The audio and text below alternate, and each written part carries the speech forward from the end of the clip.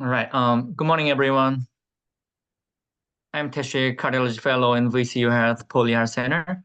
Thank you for attending our Grand Round lecture. I'm pleased to introduce to you our speaker, Dr. Anurag Mehta.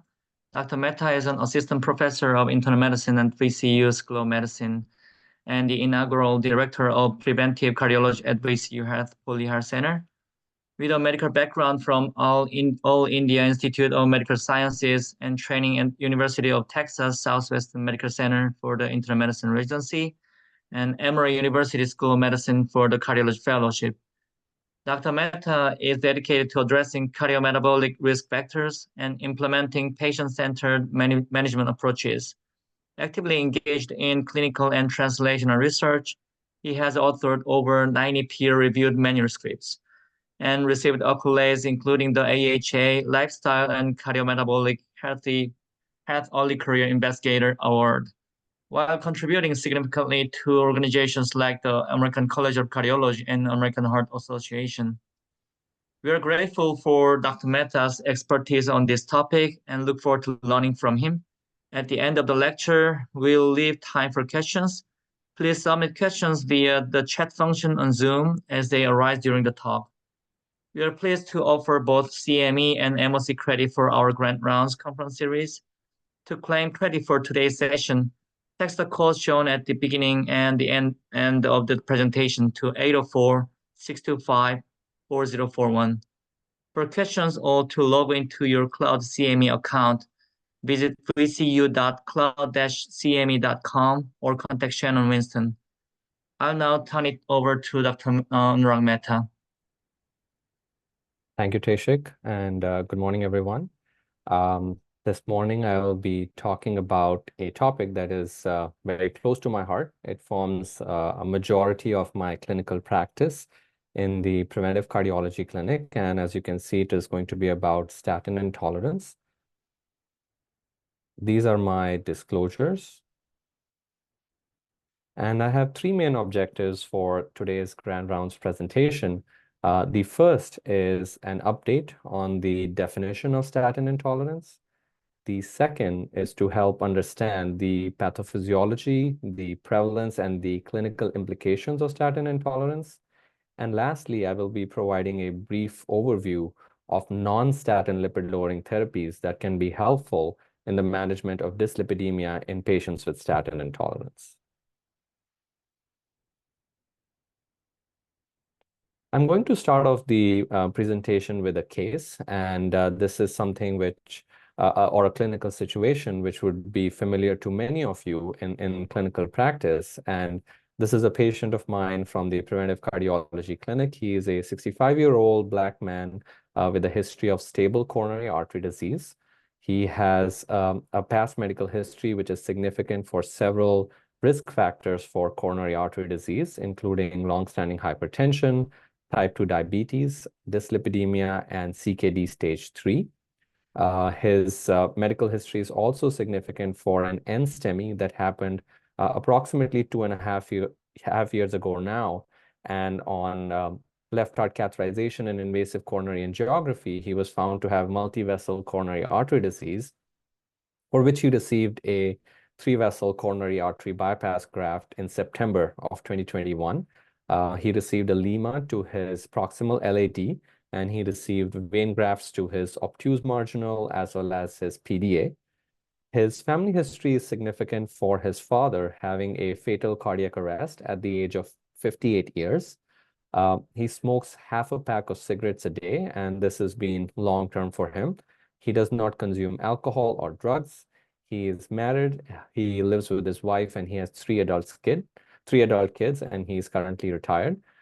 He has a sedentary lifestyle, and he has made some changes in his diet at home, where he preferentially consumes home-cooked food most days of the week.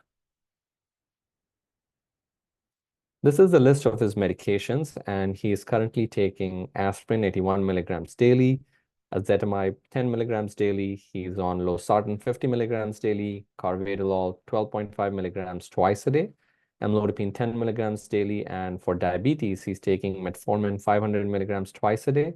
And over the past 3 months, he's been on injectable semaglutide. His current dose is 1 milligrams subcutaneous injection on a weekly basis.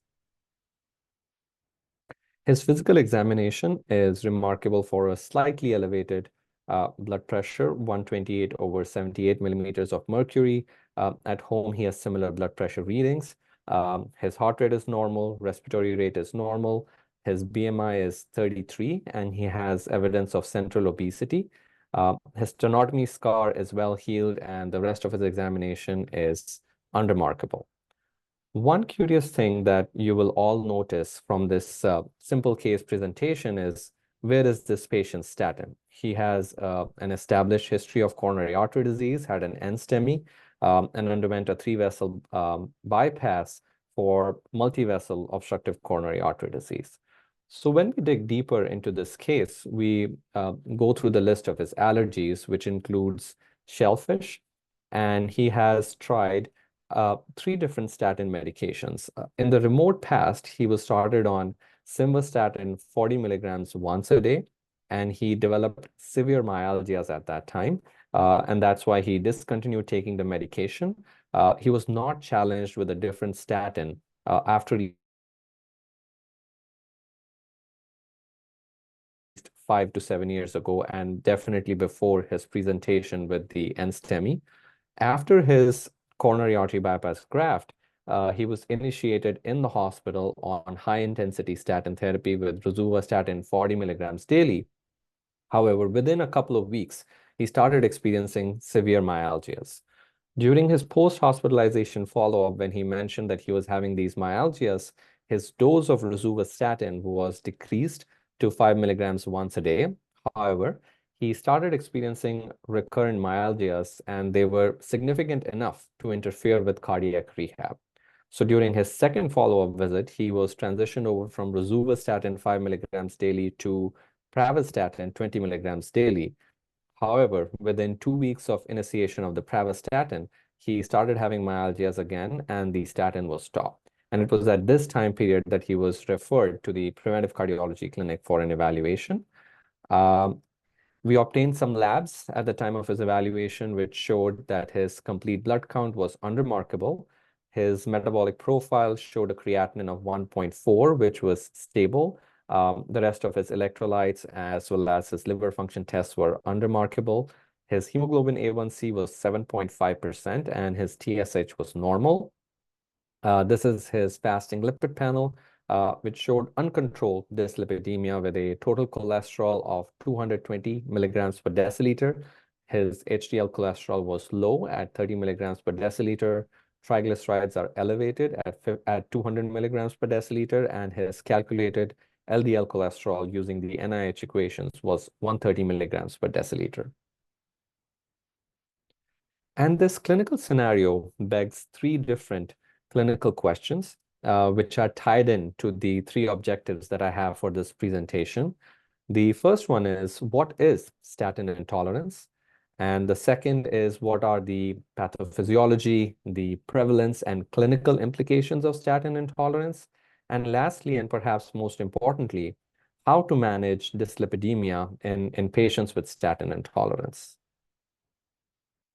So I'm going to start off by giving you all an overview of the updated definition for statin intolerance. And I highly recommend this reference, which was published a couple of years ago now, which is the scientific statement from the National Lipid Association. And it focuses very deeply on statin intolerance, provides an overview of the new definition, as well as key considerations for reduction of cardiovascular risk in the statin intolerant patient.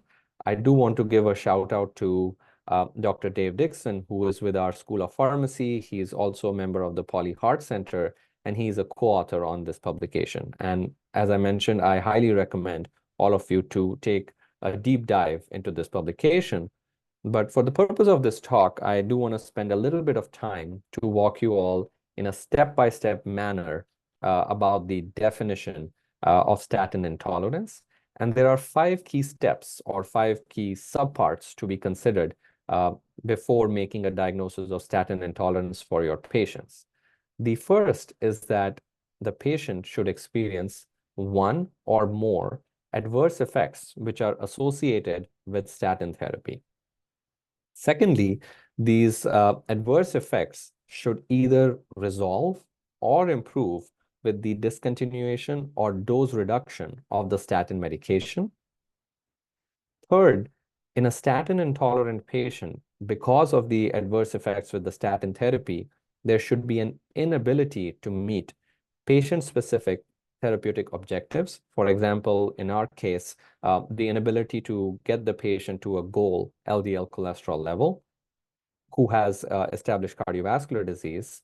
And fourth, for defining statin intolerance, we should have at least tried 2 statins, and one of them should be at the lowest approved daily dose. And then lastly, we categorize statin intolerance into partial statin intolerance or complete statin intolerance. The most common symptoms that patients experience who have statin intolerance is statin-associated muscle symptoms. The acronym for this is SAMS. And I provided a link to this publication from a couple of years ago that I was one of the co-authors for. And this was in the journal Progress in Cardiovascular Disease. And in this review article, we provide a in-depth review as well as an update on statin-associated muscle symptoms. And I do recommend for those interested to take a deep dive into this paper. But the big thing that I want you all to take away regarding statin-associated muscle symptoms is that SAMS, the symptoms that people experience, as well as the laboratory changes that we see, like most things in biology, they exist on a spectrum in terms of disease severity or symptom severity. The most common SAMs are people experiencing myalgias without any kind of evidence of injury to their skeletal muscle, or the second most common form is an asymptomatic creatine kinase elevation. Myositis, myopathy, and myonecrosis are the more severe manifestation of SAMs, but they are rare. And for our patient that we were just talking about in the beginning of the presentation, he was experiencing myalgias, significant muscle discomfort, but did not have any creatine elevation. And this is a table from the publication which provides a description for the spectrum of SAMs. So the first symptom is myalgia. The CK or creatine kinase enzyme, a marker of skeletal muscle injury, is normal. And this is unexplained muscle discomfort. And patient symptoms can include muscle aches, soreness, stiffness, cramps, and these tend to be especially common after exercising. And one word of caution that I want to provide to you all, especially in patients who have established coronary artery disease, is that myalgias or SAMs can be confusing in the sense that these patients can also have intermittent claudication related to atherosclerotic peripheral artery disease. So it is very important to have that differential diagnosis in your consideration, especially if somebody is having muscle aches, soreness, stiffness, and cramps that are in the lower extremities. So very important to make sure that you evaluate the pulses, the DP, and the PT during the clinical examination, and also consider measurement of ABI or the ankle brachial index to see if peripheral artery disease is contributing to the symptoms, which could be confused for statin-associated muscle symptoms. The second here in the list is an asymptomatic patient who has an elevation in CK levels, so between 4 times the upper limit of normal to less than 10 times the upper limit of normal. This is common, and in routine practice, it is not recommended that for an asymptomatic patient, you check their CK level. The last 3 here on the list are a little bit concerning. So the first one is myopathy, where your CK level can be normal, or it can go as high as 10 times the upper limit of normal. This manifests as muscle weakness, which is not attributed to pain or discomfort in the muscles. And again, it may or may not be associated with an elevation in the CK level. The second, or rather the fourth here on the list is myositis, which is associated with both muscle pain as well as inflammation, which can be detected on muscle biopsy. And there is an increase in CK level, most commonly greater than 10 times the upper limit of normal. And lastly, the most significant here is myonecrosis, which leads to a very highly elevated CK level and is associated with profound muscle inflammation as well as necrosis, and is called rhabdomyolysis when it is associated with myoglobinuria or with acute kidney injury. This is rare, happens less than 1 in 100,000 people, but a very important statin-associated side effect to be cognizant about. And this is the SAMS clinical index, which is essentially like a placard, which was defined by Bob Rosenson and his group back in 2017.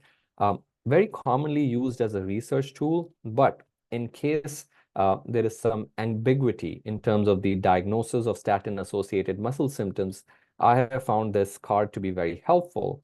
And what it does is that it helps you walk through the patient's symptoms. So as you can see, there are two big parts to this. The first one is, has the patient taken one statin, and then it lists the symptoms, or the patient has tried 2 or more statins. And the focus is on the location and the pattern of the muscle symptoms, the timing of the muscle symptom onset and its relationship with the initiation or increase in the statin dose. And as you'll see, the highest score is given to discomfort or symptoms, which involves the hip flexors or thighs and the calves. And most commonly, statin-associated muscle symptoms tend to happen within the first month or less than 4 weeks of statin initiation. And then the third part here in the clinical index is the improvement or resolution of muscle symptoms once the statin has been withdrawn or the dose has been decreased. And as you will see, the highest score is given to improvement or change in symptoms that happens within 2 weeks of statin discontinuation. But at most, it takes a month or 4 weeks for the symptoms to improve in case the symptoms are related to statin therapy. And then kind of re-challenge of the statin agent and seeing if these symptoms recur within a month. And that is given the highest score. And at the bottom here, you will see the interpretation, which kind of combines all of these scores together, and it gives you a diagnosis whether SAMS is unlikely, possible, or probable. Again, like I mentioned in the beginning, this is very commonly used as a research tool, as well as in clinical circumstances where the diagnosis of SAMS is questionable. And I find it helpful in those situations. But many a time, when your patients will describe these symptoms, it is very simple and easy to deduce that the patient is having symptoms related to statin therapy. For the next section of the talk, I'm going to talk about the pathophysiology, prevalence, and clinical implications of statin intolerance.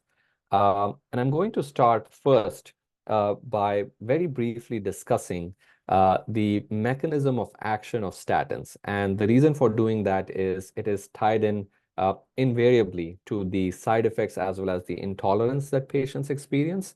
I think perhaps all of you know statin medications inhibit this enzyme, which is called HMG-CoA reductase. And this is the rate-limiting step for cholesterol biosynthesis in the body. And when the statin medications have an inhibitory effect on this enzyme, it leads to a depletion in the amount of cholesterol in the cells. And the most important cells are the hepatocytes. And the depletion of intracellular cholesterol leads to an increased expression of the receptor for LDL on the surface of the hepatocytes. And as you will see here, an increase in the expression of the LDL receptor on the surface of the hepatocytes leads to an increased clearance of LDL particles from the circulation, which causes a decline in LDL cholesterol in the plasma, or if you're thinking about this from a pathophysiologic basis, a decrease in the concentration of apolipoprotein B containing particles in the plasma, which is directly associated with a decrease in cardiovascular risk or decrease in atherosclerotic cardiovascular risk. So this is essentially, very briefly, the mechanism of action of statins. And as you can see here on the bottom, that in addition to depleting intracellular cholesterol, there are these other prenulated proteins, dolichols, as well as ubiquinone, which are depleted in the cells as well. And these are very closely associated to the uh, unintended effects of statin therapy. For example, up here on the top, this can lead to dysbiosis in the intestine, as well as decrease in the bile acid pool size and composition. And this can manifest as GI intolerance, which is infrequent, but I've definitely seen it in clinical practice where patients start to experience diarrhea, constipation, nausea, or vomiting. Um, Something which is common, less common than muscle-related symptoms, but since the mechanism of action or the primary site of action for statin therapy is in the liver, this can interfere with drug metabolism, as liver is the most metabolically active organ in the body. And it can lead to decreased membrane stability in the hepatocytes, which can manifest as transaminitis. So elevation in AST and ALT levels can be seen in patients taking statin therapy. And usually, in case when this is not severe, which is most often the case, the ALT and AST levels can go up to as high as 2 to 3 times the upper limit of normal.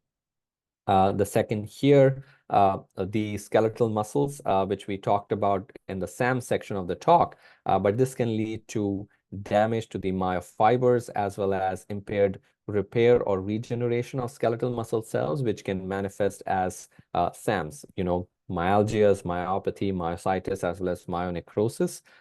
Very infrequently, statins can cause proteinuria due to their effects on the kidneys. There are some effects in the central nervous system as well. And one of the rather uncommon side effects of statin therapy is patients experiencing mental fog or inability to concentrate or a decline in their memory.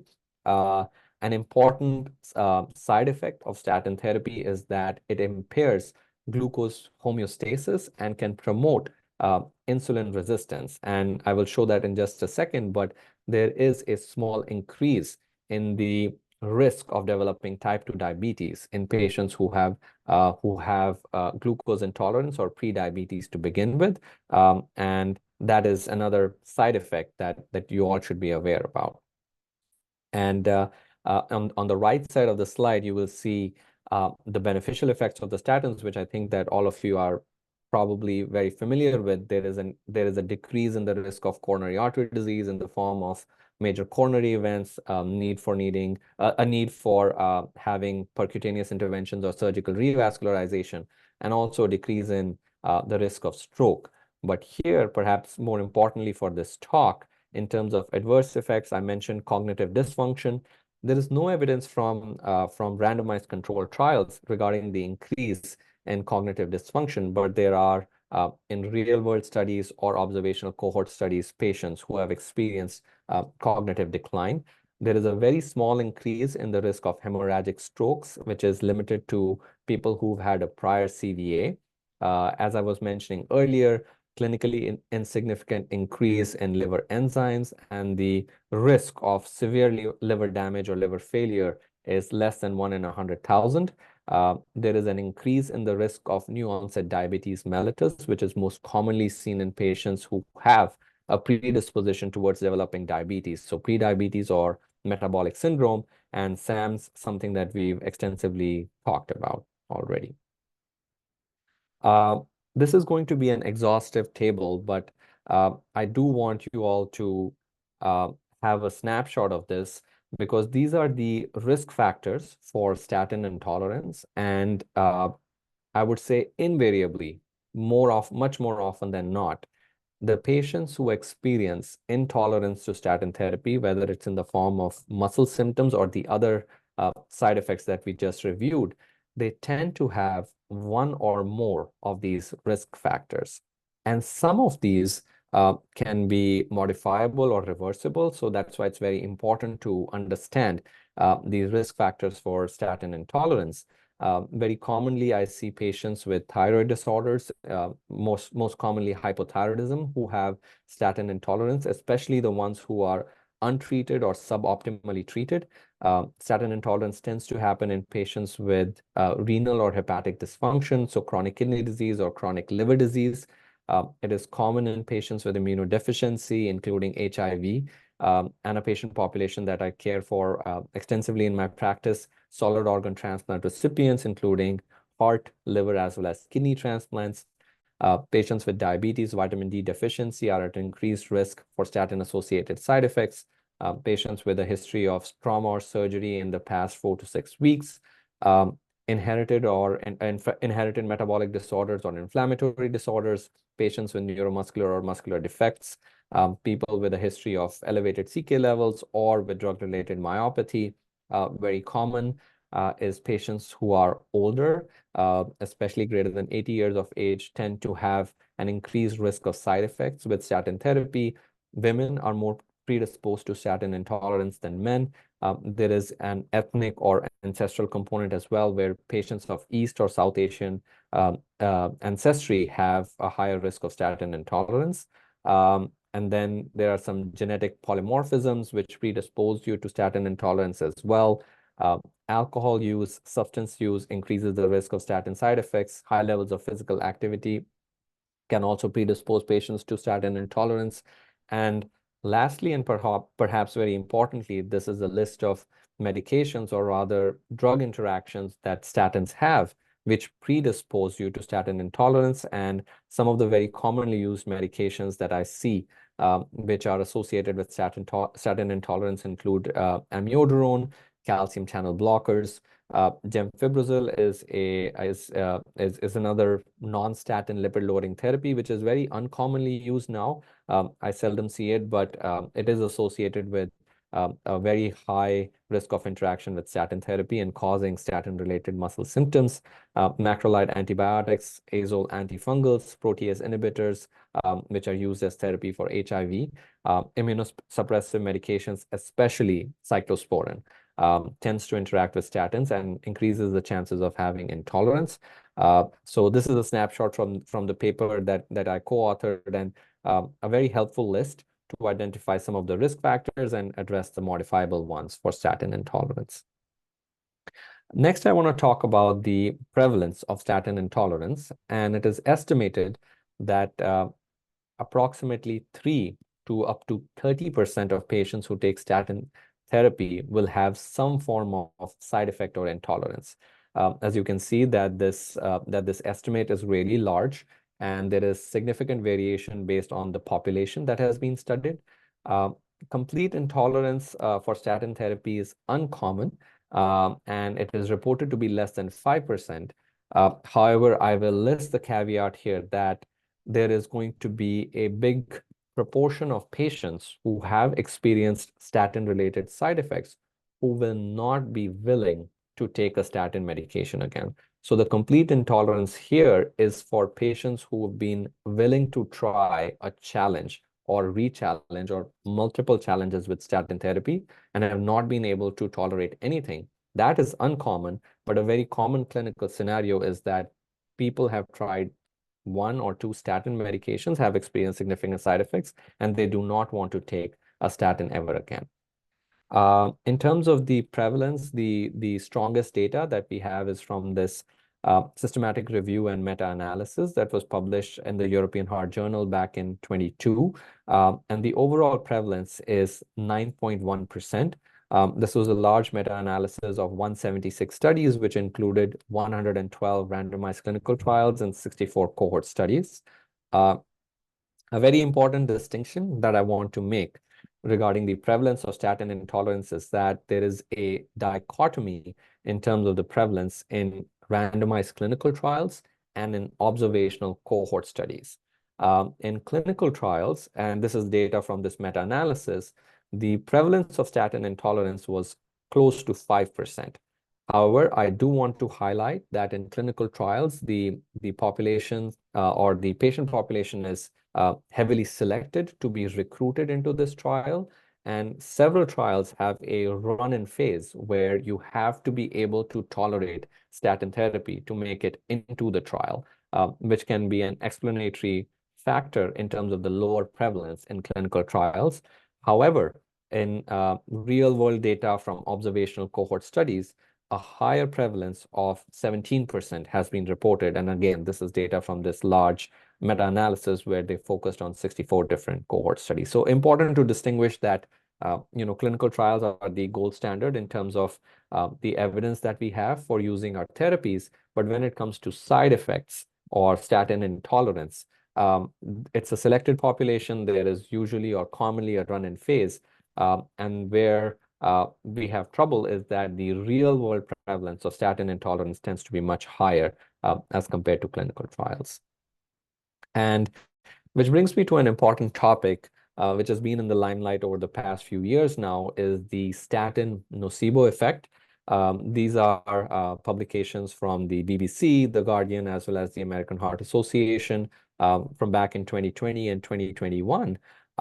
And there were some very elegant studies which came out around that time, which put the nocebo effect into focus. We've known about the nocebo effect for much longer than, over the past 3-4 years. But these elegant N of 1 trials, which were published in 2020, 2021, 2 studies in 2021, kind of brought this into heavy focus.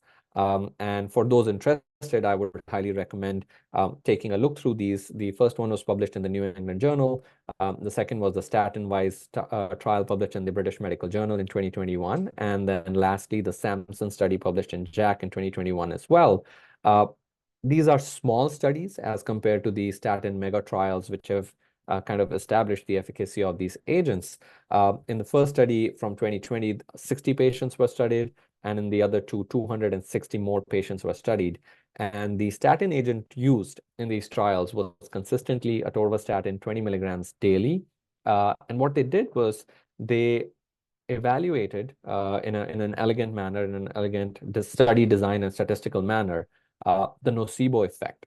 And 2 of these studies used the nocebo ratio. So patients were randomized to receive the atorvastatin, a matching placebo, and they had a period where they were not taking the statin or the placebo. And this was kind of randomized where you would have a random order in which, for example, in the first study, you would receive either a period of statin therapy, placebo, or no medication.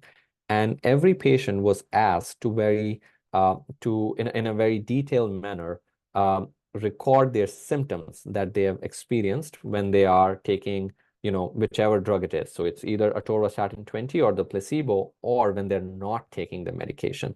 And the nocebo ratio is essentially the ratio of symptoms induced by the statin as well as the placebo in these N of 1 trials. And the ratio for the first study was 0.9. And what it highlights is that 90% of the muscle-related symptoms that patients experienced in the small study, 60 patients, was related to the placebo. So they experienced 90% of the time, they experienced similar symptoms with the placebo and with the atorvastatin 20 milligrams daily. In the second study, which is slightly larger in 200 patients, which was published in the British Medical Journal, there was no difference in muscle symptom scores in the statin and the placebo arms. And lastly, the design of the JACC study from 2021 was similar to the one in 2020. And they calculated the nocebo ratio as well and got similar results in the sense that 90% of the effects or the muscle-related symptoms with statin therapy were seen in the placebo as well. So important takeaway, nocebo effect is important.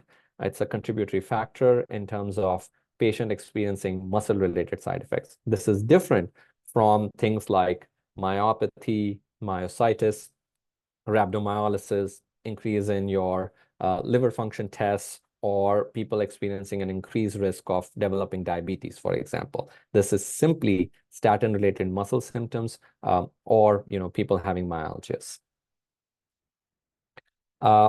Finally, in this section, I do want to talk about the clinical implications of statin discontinuation. The graph on the left is data from a secondary prevention group. This is an older study published back in 2007. And what you can see here is that discontinuation of statin therapy in patients who've had a stroke, so a secondary prevention population, is associated with a significantly increased risk of having recurrent events in those who've discontinued the statin as compared to those who have continued to take the statin. The data is fairly consistent in primary prevention as well.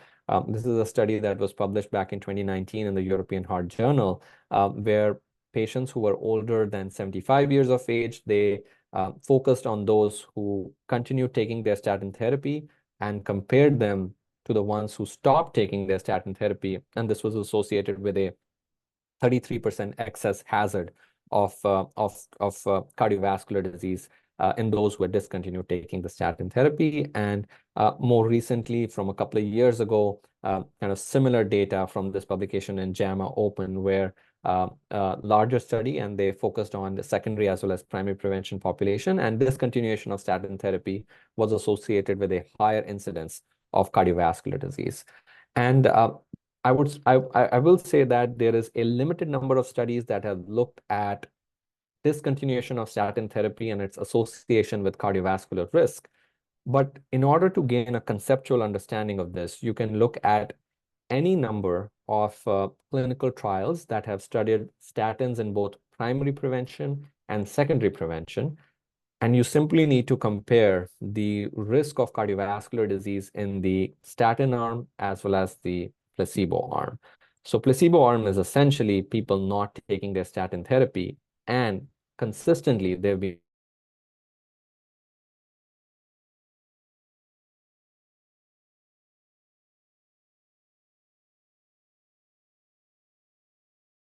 that will translate into an increase in their chances of having a recurrent cardiovascular event in secondary prevention, or will increase the chance of having a cardiovascular event in primary prevention.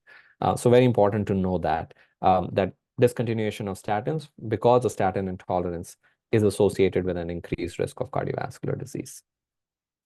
Lastly, for a major part of the talk, I'm going to focus on the management of these patients with statin intolerance. And I do want to highlight some very basic kind of principles for management of these patients. Firstly, and very importantly, getting a detailed history from the patient in terms of what medicines that, what statin medications that they've tried, what kind of side effects have they experienced. Sometimes this can be tough.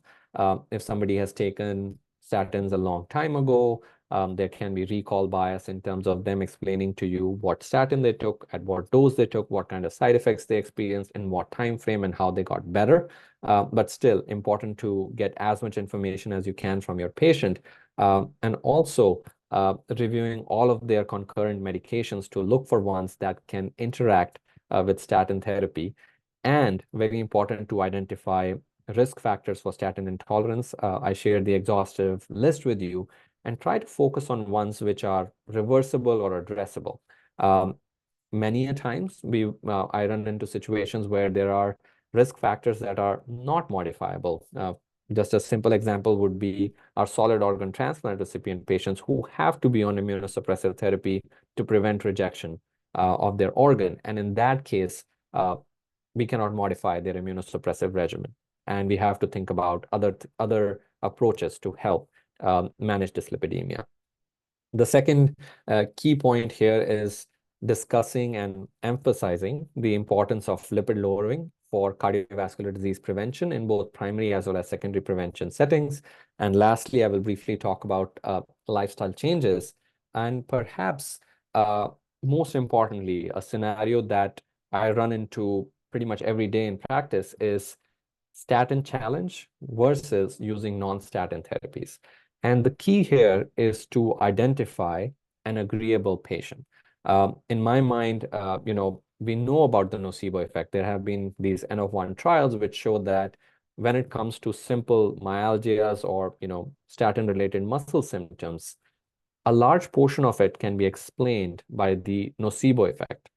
However, I run into this situation very commonly where patients absolutely do not want to try a statin again. They do not want to have a re-challenge with a statin medication. And in that case, it leads me towards non-statin therapies. And non-statin therapies are something that I use extremely frequently. And in my mind, out of the two options, the deciding factor is what is best for our patient. And in my mind, the best thing that we can do for our patients is to decrease their chance of having cardiovascular disease. It's to promote their health and prevent cardiovascular disease. And if they're not willing to try a statin challenge, we have plenty of non-statin therapies that are available that I will discuss in some detail later on in the talk. Firstly, lifestyle changes, they are at the core of management of dyslipidemia. I very frequently refer to the American Heart Association's Life Essential 8. These are available from the AHA website, an excellent resource. And the big things that I focus on are diet, physical activity, including both aerobic physical activity as well as muscle strength training, quitting tobacco, focusing on healthy sleep. And then the others are the risk factors in terms of managing weight, cholesterol, blood pressure, as well as blood sugar. These printouts are available on the AHA website and extremely helpful in sharing this information with your patients. In terms of a re-challenge with a statin medication, my practice is to give my patients a statin holiday, which can be 2 to 4 weeks. And this comes from, you might remember from the SAMS clinical index in terms of resolution of symptoms. Usually in a month, your patient should be able to, if it is true statin intolerance, the patient should be able to experience some improvement or resolution in their symptoms, which is extremely critical for confirming true statin intolerance. The next approach here is to use an alternate statin. I tend to start at the lowest possible dose and then increase dose over time, over several weeks, to the maximum level as tolerated. And for that, I find this table here in the bottom very helpful from a publication in 2019, which provides a list of 7 different statin medications that are commercially available. Among these, I will tell you that simvastatin is I would say, the most common agent that is associated with muscle side effects. So I tend not to use simvastatin, especially the higher doses. 40 milligrams a day is the highest dose. I only use it in situations where the patient has been on the medicine for a long period of time, tolerating it well and not having any side effects. However, the other agents, and I think this would be the practice for most of you as well, atorvastatin and rosuvastatin tend to be the most common workhorses in terms of statin therapy. Doses for atorva range from 10 a day to 80 milligrams a day, and for rosuva range from 5 milligrams to 40 milligrams a day. And these agents are very helpful and potent, and they have long half-lives. As you can see, the half-life for atorvastatin is 14 hours, for rosuvastatin is 19 hours, so sticks in your system for a long period of time. And I think in your practice as well, some of the most common 2 agents that you use. In case my patients are experiencing trouble, side effects, myalgias on these agents, the ones that I turn to very frequently include pravastatin. A starting dose of 20 milligrams once a day tends to be better tolerated as compared to atorva rosuva at high doses especially. Something where we have really good data coming in from the HIV space is pitavastatin from the REPRIEVE trial. Doses range from 1 milligrams to 4 milligrams once a day. It has a long half-life, very good bioavailability. Lovastatin and fluvastatin, some of the other agents that can be better tolerated in patients who've experienced myalgias. And finally, I do want to stress that in patients who are willing to re-challenge themselves with the statin therapy, the regimen can be changed. So I have used fairly frequently a regimen where very low dose of rosuvastatin, 5 milligrams, 3 times a week, Monday, Wednesday, Friday, Tuesday, Thursday, Saturday, or even once a week, can help lower your cholesterol by approximately 10 to 30%, which is very good in the setting of somebody who has, indication for statin therapy and has not been able to tolerate the medication. And lastly, favoring a long half-life agent over the ones that have a shorter half-life. Focusing on non-statin therapies, as I mentioned, especially in patients who are not who do not want to be re-challenged with the statin therapy. Again, very commonly used in practice, ezetimibe, which I'll go over in some detail. It inhibits NPC1L1. There are a couple of big classes of PCSK9 inhibitors or proprotein convertase subtyrosine kexin 9 type type 9 inhibitors. Two big flavors that they come in.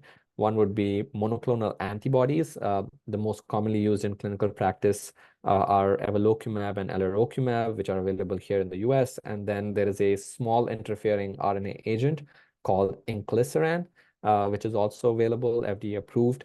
Bempedoic acid, which is an inhibitor of the enzyme ATP citrate lyase.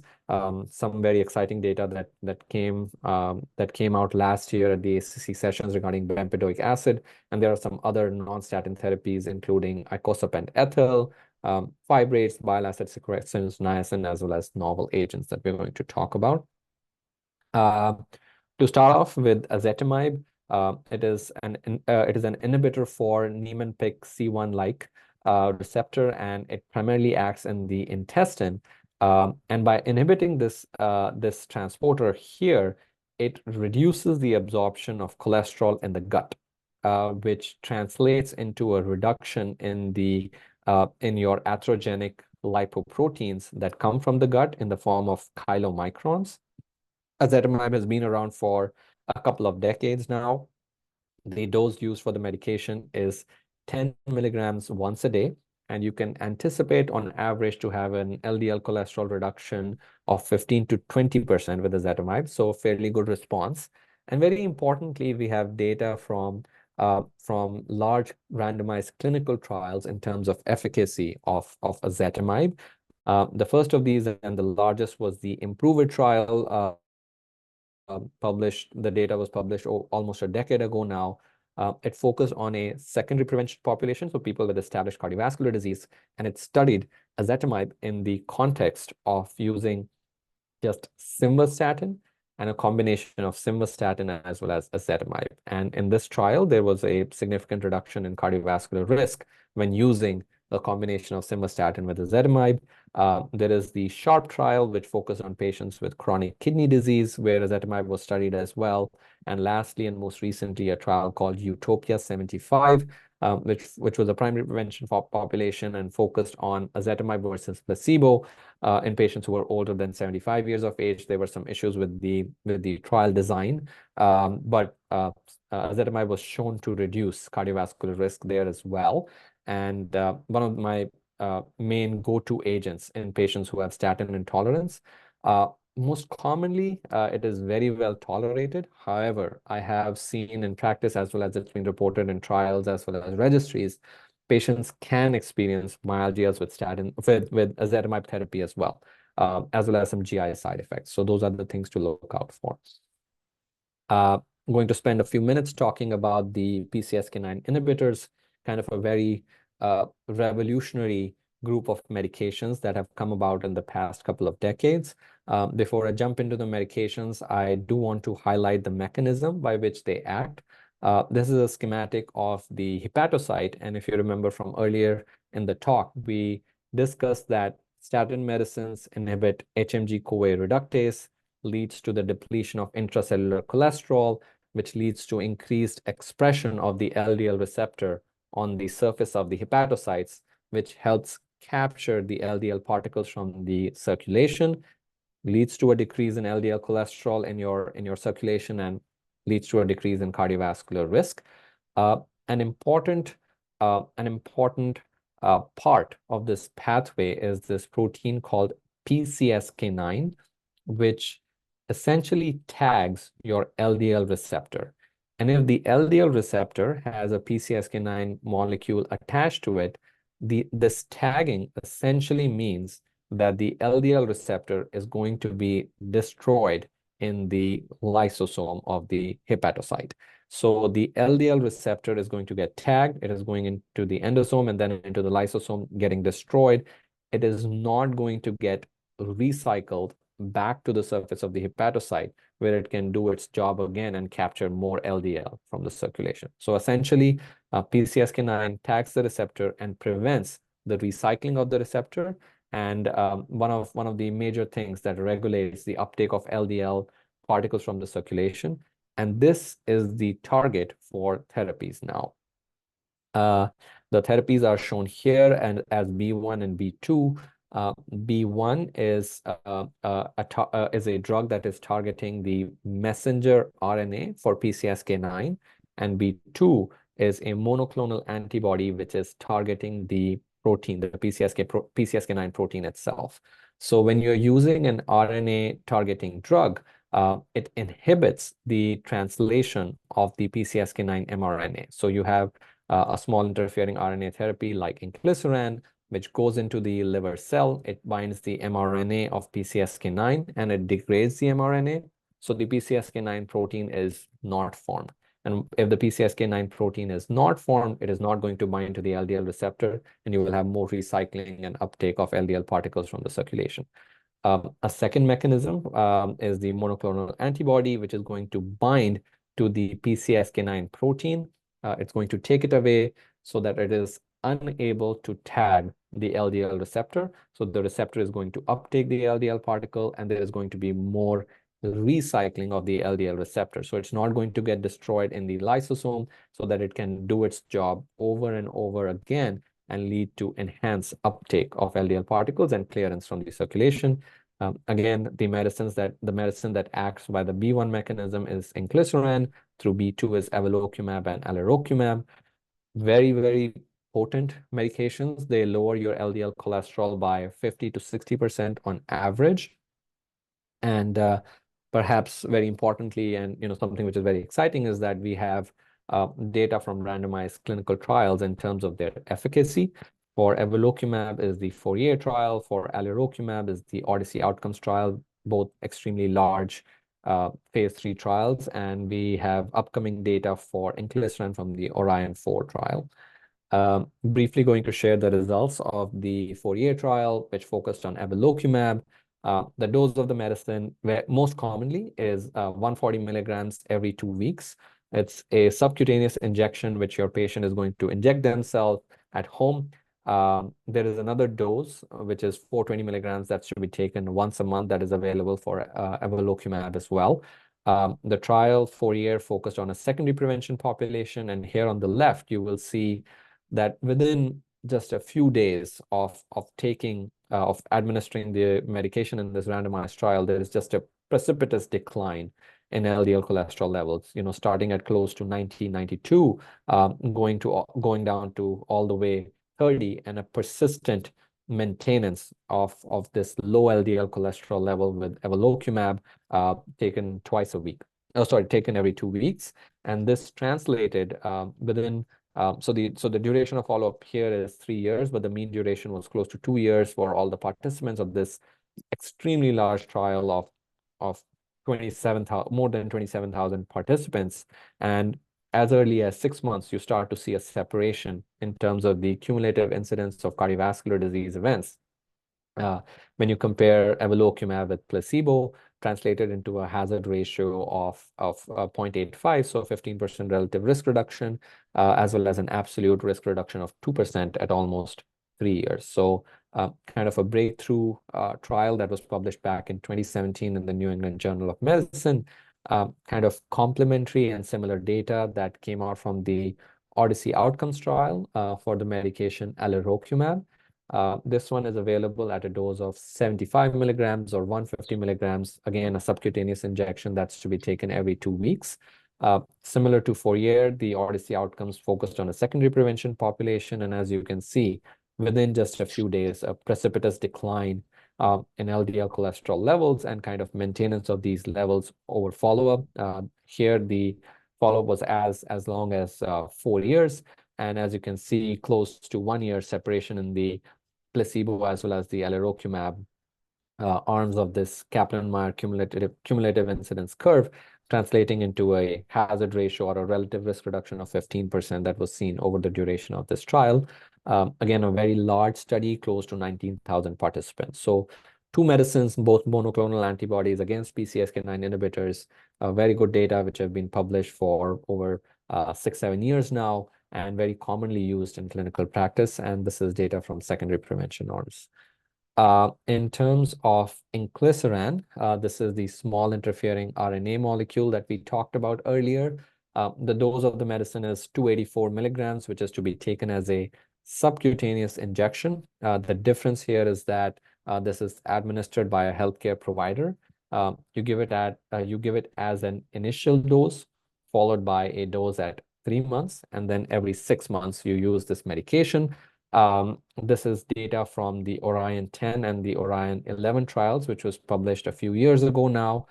These are not outcomes trials, but as you can see, there is a significant decline in LDL cholesterol levels seen in both Orion 10 as well as Orion 11, and the degree of reduction tends to be similar to what is seen with the monoclonal antibodies. This tends to be a little bit more convenient in the sense that once you get on the maintenance regimen, it's every 6 months. So you need to see your provider just twice a year, get the dose of the medication. The large outcomes trial is called Orion 4. It's a secondary prevention population similar to Fourier as well as Odyssey outcomes. They've already recruited over 16,000 patients, and the results are anticipated in 2026, so a couple of years from now. Inclisiran is also being studied in other two large phase 3 trials, which are called the Victorian trials. There's the Victorian 1 Prevent and the Victorian 2 Prevent.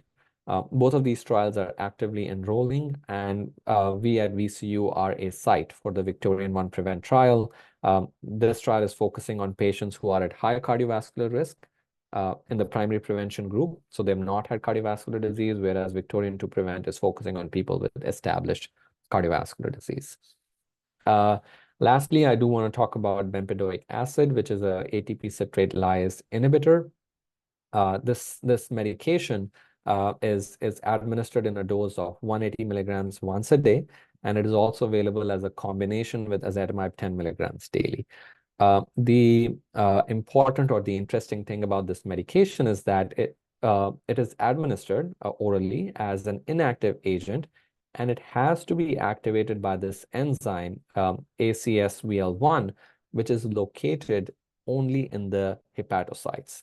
And that enzymes convert, it essentially adds a CoA group to the drug, and it leads to the active form of the drug, which inhibits the ATP citrate lyase enzyme, which lies upstream to the HMG-CoA reductase in the cholesterol biosynthesis pathway.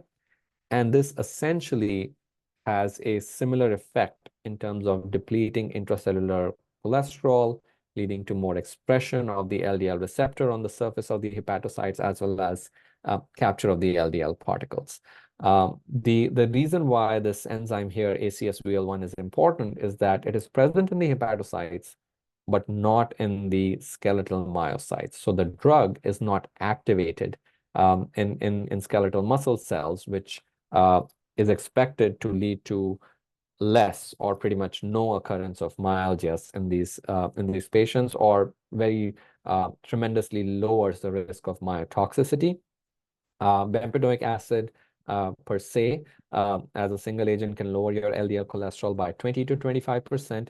The combination with ezetimibe impressively lowers LDL cholesterol by 35 to 40%. So a very good reduction in people who are able to take both bempedoic acid and ezetimibe. And last year, we had the results of the CLEAR Outcomes trial, which were published almost a year ago now at the ACC Scientific Sessions. This is data from that trial, CLEAR Outcomes. And as you can see, approximately 26% reduction in LDL cholesterol level at 5 years. But when you compare it with the placebo arm, a relative difference close to 15%. The levels start to decrease as early as 3 to 4 months after the initiation of therapy. And this does translate into a reduction in MACE events. They used a 4-point MACE for their primary outcome. Large trial, approximately 14,000 people. And a couple of key things about this trial. These were patients who were statin intolerant. So they've experienced side effects with statin therapy. They were either on the maximally tolerated statin regimen, or there was a group of patients who were not taking any statin medications, for a reason that they just did not want to be re-challenged with a statin again.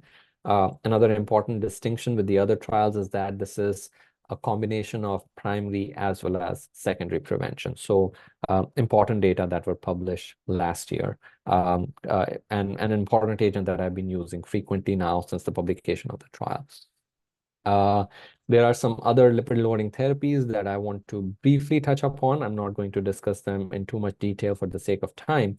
The first one is icosapent ethyl. And before I go to that, one thing which I forgot to mention with bempedoic acid is that although the medicine by design shouldn't be causing muscle symptoms, people have in the trials as well as in real world data experienced myalgias, although it tends to be much less frequent as compared to statin therapies. The other important thing to remember about bempedoic acid is that it can lead to an increase in uric acid levels as well as increases the chances of having gout. So kind of very important to elicit that history from your patient in terms of their history of gout as well as, uric acid levels if they've had them measured in the past, kind of keeping an eye on to make sure that they don't have hyperuricemia. Coming back to the other lipid-lowering therapy agents, icosapent ethyl, it's highly purified EPA or kind of colloquially fish oil, used at a dose of 2 grams BID. There was this large trial that was published a few years ago now called the REDUCE-IT trial. Tremendous results at the time, showed a 25% reduction in relative risk of cardiovascular events, primary as well as secondary prevention population. But over the past few years, there has been some controversy regarding the placebo arm of the trial, where in that arm, the placebo was not inactive. So there was an increase in atherogenic lipoprotein seen, some increase in atherogenic lipoprotein seen in the placebo arm, which could have led to an inflation in the estimate that was seen in the trials in terms of the efficacy of the agent. There are some fibrate medications, including fenofibrate, gemfibrocel that I mentioned earlier, in terms of the side effects or interactions with statin medications and pemafibrate. Notably, pemafibrate, there was a neutral prominent trial that was just published a few months ago now. Primarily used for patients with hypertriglyceridemia. We don't have data in terms of reducing cardiovascular risk with these agents, unfortunately, and I reserve them for my patients who have severe hypertriglyceridemia. Older agents, bile acid sequestrants, including cholestyramine, cholesevelam, as well as colestipol. Some old data in terms of efficacy, not used very frequently in practice now. Lastly, niacin or nicotinic acid. Randomized clinical trials have shown a lack of efficacy, and they have a pretty significant side effect profile.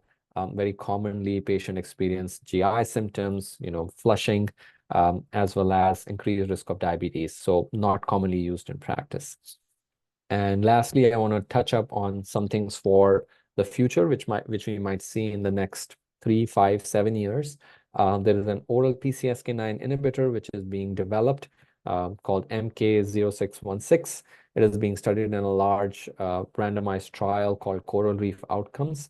There is a CETP inhibitor, cholesterol esterol transfer protein inhibitor called obicetrapib, which has shown some promising results in phase 2 studies.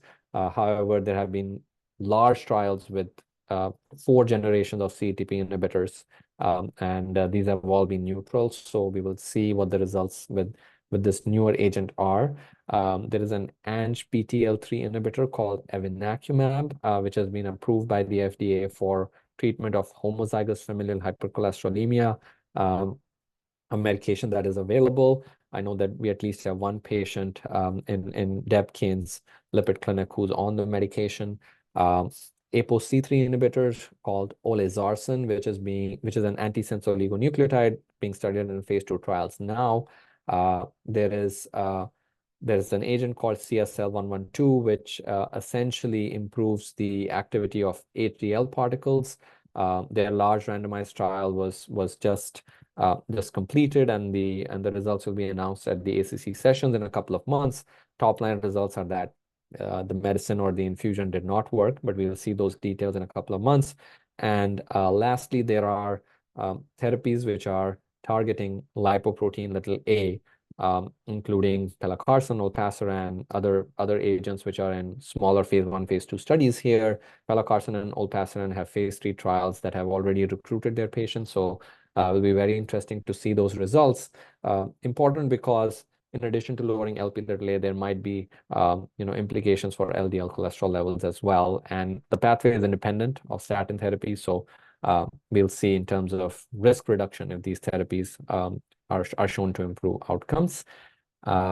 And finally, wrapping up, I will come back to our case. Our patient, we reviewed his list of allergies. He has tried 3 different statin medications, simvastatin in the remote past, lowest dose of the rosuvastatin, lowest dose of pravastatin as well, experienced recurrent myalgias, no elevation in CK levels, and he did not want to take a statin therapy again. He has uncontrolled dyslipidemia. He is secondary prevention given his history of NSTEMI and 3-vessel cabbage. He was started on evolocumab, 140 milligrams every 2 weeks. And at 3 months, he was at goal in terms of his LDL cholesterol levels at 60 milligrams per deciliter. So kind of just a real world evidence in terms of the agents that can be used in these patients. And with that, I would like to summarize that statin intolerance is common. There is a combination of both the nocebo effect as well as real intolerance in these patients. It can be hard to tease out which is which. The big focus has to be, we need to be patient-centered, and we need to reduce their cardiovascular risk if they have an indication for lipid-lowering therapy. Statin intolerance leads to discontinuation of the medication, which is associated with increased cardiovascular risk. It's important to identify risk factors from the medical history and treat the modifiable ones. Very important to establish therapeutic goals as well as achieve them over time. And the 2 approaches, big approaches, is a statin re-challenge and non-statin agents. And lastly, I do want to highlight that for these patients, we have preventive cardiology services that are available at VCU Health. We focus not only on patients who have statin intolerance, but also patients with uncontrolled complex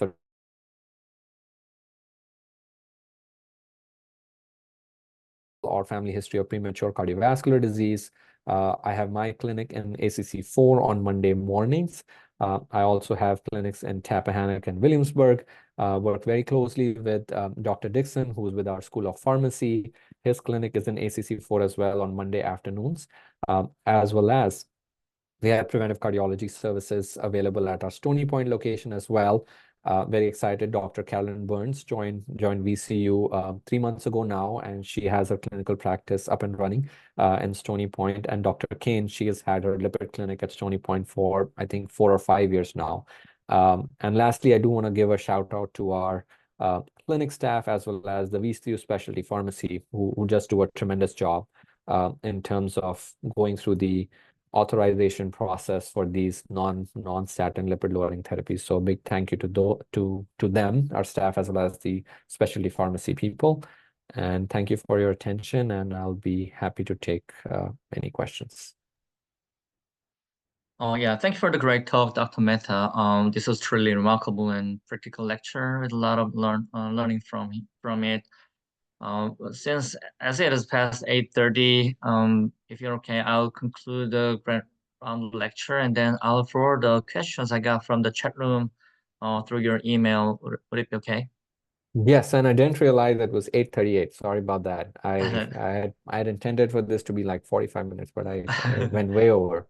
Right, yeah, it was amazing. Yeah, so if you have any question later, please send them through the email as well. And then thank you for your time, and then thank you, Dr. Mehta, again. Right. Mhm. Bye.